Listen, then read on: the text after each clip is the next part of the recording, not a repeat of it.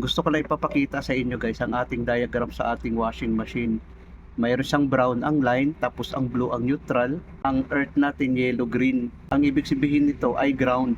Para hindi magiging grounded ang ating washing machine, kailangan natin ng ground.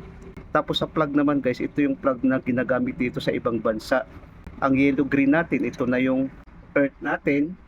Tapos ito naman ang brown, ito na yung sa ano natin, line. Tapos ang sa neutral naman or line 2, ito na yung blue natin, no? Kung makikita natin yan, no? Blue yan siya guys, papunta dito. Ito yung plug sa Middle East na ginagamit.